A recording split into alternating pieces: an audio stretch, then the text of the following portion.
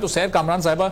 یہ بڑا valid point ہے زاہد خان صاحب کا بھی، نصر اللہ صاحب کا بھی، کہ یہ 7 اگست کو جب یہ سب چیزیں نوٹیفائی ہو رہی تھیں اسی وقت اگر آپ لوگ اعتراض کرتے کہ جی یا تو آپ ہمیں لکھ کر شیورٹی دیں کہ 90 دن میں سب کچھ ہوگا، جو کہ بظاہر ممکن نظر نہیں آ رہا، یا پھر آپ اس کو ابھی نہ کریں، وہاں آپ لوگوں کا کوئی اعتراض سامنے نہیں آیا، وہاں رضامندی تھی، اور اب آپ لوگ اس وقت 90 دن والا معاملہ دہرا رہے ہیں۔ سب سے پہلے تو میں آج جو مسئلوں میں بلاسٹ ہوا ہے حافظ اللہ صاحب سکتے ہیں، اس بلاسٹ کی شدید مذمت کرتی ہوں۔ اللہ تعالیٰ حافظ اللہ صاحب کو صحت دے، جلد کو صحت یاب ہو۔ اور دوسری بات یہ کہ جو زاہد خان صاحب نے بات کی کہ 2013 اور 2018 کے الیکشن میں ان کے لیے حالات سازگار نہیں تھے، تو 2013 میں آپ کو اگر میں یاد کراؤں، پیپلز پارٹی بھی کمپین نہیں کر سکی تھی، پنجاب میں بھی نہیں کر سکی تھی۔ پھر جب آج سوال اٹھتا ہے کہ پیپلز پارٹی کا پنجاب میں ووٹ بینک کہاں گیا، تو 2018 کے الیکشن میں RTS کے ذریعے مینج ہوا تھا، اور 2013 میں سیکیورٹی سچویشن ایسی تھی، اور 2008 میں پیپلز پارٹی نے جب اقتدار لیا تھا تو ہر طرف کے دھماکے ہوتے تھے۔ پیپلز پارٹی نے ہی آپریشن کا آغاز کیا تھا، اور پھر سوال آپریشن کے بعد ریہیبلیٹیٹ بھی کیا تھا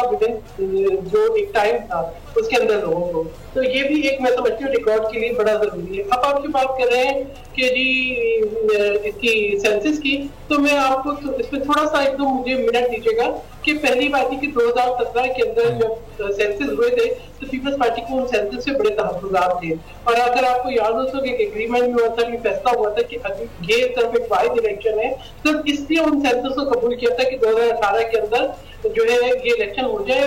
بر وقت، اور اس کے بعد جو ہے نئے سینسس ہوں گے۔ مگر آپ یہ دیکھیں کہ تحریک انصاف کی حکومت تھی اور اس سلسلے میں پیش رفت مل رہی، اور MQM ان کی اتحادی تھی، تو اس نے کوئی بات نہیں کی سینسس کی۔ اور جب جو ہے یہ اتحادی حکومت آئی تو اس وقت آپ یہ دیکھیں کہ کیونکہ تحریک انصاف کے ممبرز نے استعفیٰ دے دیا تھا کہ ڈیم لمیٹیشن کی، ہم اس کی بات کرتے کہ ڈیم لمیٹیشن ہونی ہے، اور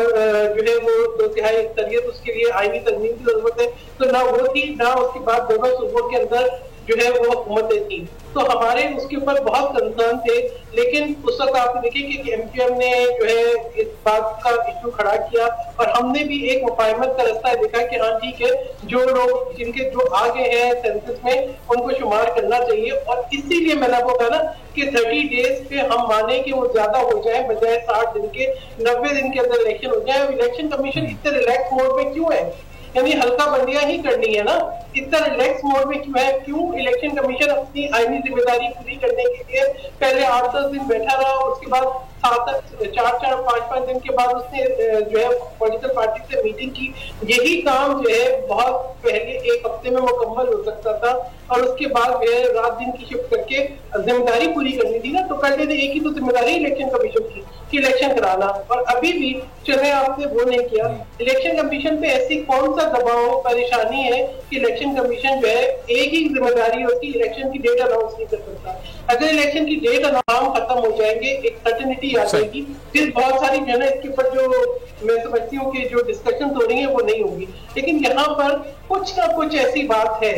کچھ نہ کچھ ایسی بات ہے جس کے لیے الیکشن کی ڈیٹ کو پرولونگ کیا جا رہا ہے۔ اور یہ بھی بتاؤں کہ دیکھیں نگران حکومت آج جو اقدامات کہہ رہے تھے نصر اللہ ملک صاحب کی یہ لے رہی ہے، دیکھیں اگر یہی الیکٹڈ حکومت کے پیچھے انسٹیٹیوشنز کھڑے ہوں، اگر جو ہے جو متعلقہ محکمہ ہے وہ اپنی بجلی چوری کے اوپر ایسے ہی ایکشن لیتا، اگر اسی طریقے سے کی انسٹیٹیوشن سپورٹ ہوتی تو زیادہ بہتر نتائج ہو جاتے، کیونکہ آج جو بجلی چوری پکڑی جا رہی ہے، آج جو روپیہ کی قیمت، یہ جو صاحب آپ یہ کہہ رہی ہیں کہ کچھ نہ کچھ ہے جو الیکشن کمیشن اتنا ریلیکس موڈ میں ہے۔ اگر آپ کو یہ ویڈیو پسند آئی ہے تو ہمارے چینل کو سبسکرائب کریں اور بیل آئیکن پر کلک کریں۔ سبسکرائب کریں اور بیل دبائیں تاکہ کوئی خبر رہ نہ جائے۔